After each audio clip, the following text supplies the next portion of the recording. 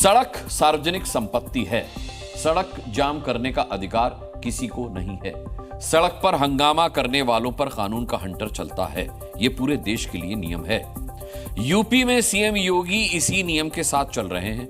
UP में सड़क पर नमाज नहीं होती है, लेकिन ममता दीदी को देखिए, वो सड़क पर नमाज पढ़वाने के लिए किसी भी हद तक जा सकती हैं, जिसका ताजा सबूत है कोलकाता में सड़क पर नमाज के लिए सेना पर दबाव डालना। सेना ने पहले इजाजत नहीं दी थी, जिसके बाद ममता बनर्जी ने पूरी ताकत लगा दी और अब मंजूरी लेकर बकरीद के दिन कोलकाता की सड़क पर नमाज हो, इसके इंतजाम में वो जुट गई है।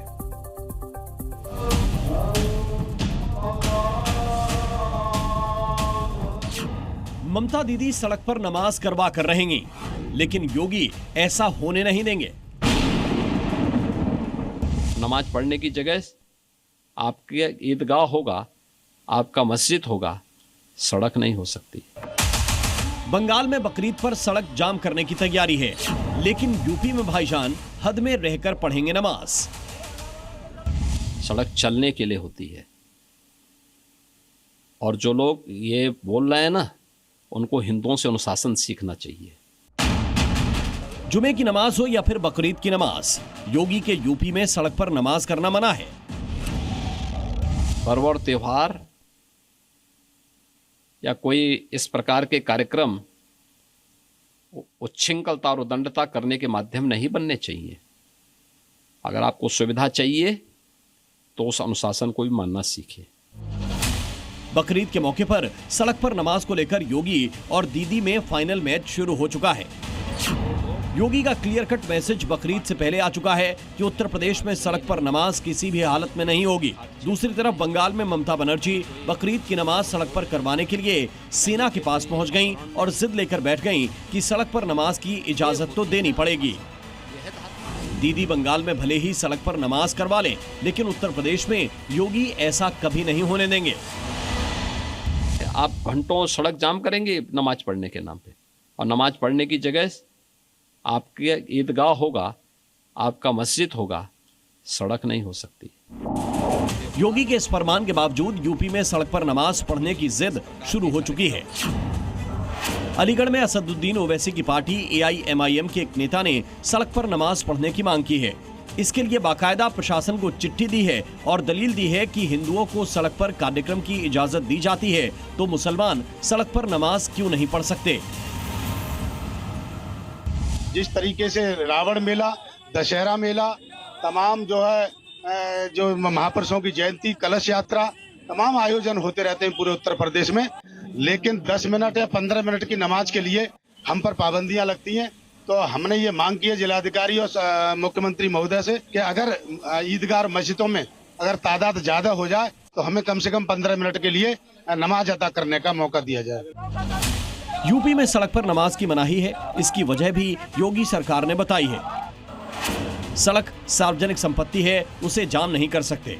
सड़क पर नमाज के बहाने शक्ति प्रदर्शन किया जाता है, जिससे माहौल बिगड़ता है।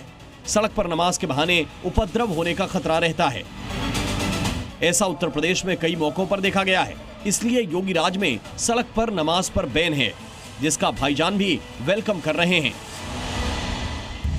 रोड पे भी लोग नमाज पढ़ने लगते हैं, सफे बना लेते हैं, जिसकी वजह से जो आने वाले मुसाफिर हैं, राहगीर हैं, रास्ता चलते हैं, ट्रैफिक है, एम्बुलेंस है, इन तमाम चीजों को दिक्कत होती है। इसलिए हमने पहले भी और आज फिर हम इस बात का ऐलान कर रहे हैं कि लोग रोड पर नमाज न पढ़ें।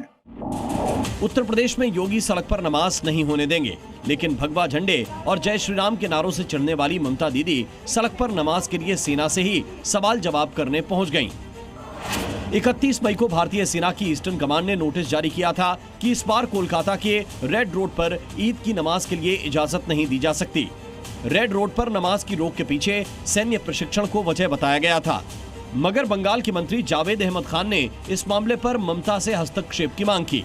इसके बाद ममता सरकार ने ईस्टर्न कमांड से संपर्क किया और दिल्ली में रक्षा मंत्रालय के अधिकारियों से भी बातचीत की गई। ममता बनर्जी के अधिकारी 2-3 दिन तक लगातार कोशिश में लगे रहे, जिसके बाद रक्षा मंत्रालय ने सड़क पर ईद की नमाज की परमिशन दे दी। सवाल यहाँ पर उठ रहा है कि जब अप्रैल के महीने में पहली बार हिंदू सेवा दल के तरफ से यहाँ पर इसी रेड रोड में हनुमान चालीसा पाठ करने के लिए अनुमति मांगा गया था। तब सेना ने तो अनुमति दी थी, लेकिन कोलकाता पुलिस की तरफ से अनुमति नहीं मिला था। और इसी पर चर्चा हो रही है कि क्यों एक समुदाय के कोई अगर धार्मिक कार्यक्रम है उस पर मुख्यमंत्री क्यों इसका हस्तक्षेप कर रही है। हम लोग किसी के खिलाफ नहीं है, मुख्यमंत्री किसी के खिलाफ नहीं है। ये आर्मी का डिसीजन है, हाई कोर्ट का डिसीजन है, अलाउ नहीं किया। ये नमाज तो लेकिन 50 साल पहले से हो रहा है, ये तो नया नहीं है। जो क्या नाम है प्रोग्राम नया अगर होता तो वो आर्मी और पुलिस देखती है कि क्या नाम है उसमें लॉ एंड ऑर्डर का प्रॉब्लम होगा। ममता बनर्जी जितनी शिद्दत से सड़क पर नमाज पढ़वाने के लिए लगी थीं, उतनी शिद्दत से वो हिंदू उत्सवों पर सख्ती दिखाती हैं। रामनवमी का जुलूस हो या फिर दुर्गा पूजा में पंडाल लगाने का मामला, बंगाल में हिंदुओं को कई बार कोर्ट का दरवाजा खटखटाना पड़ता है।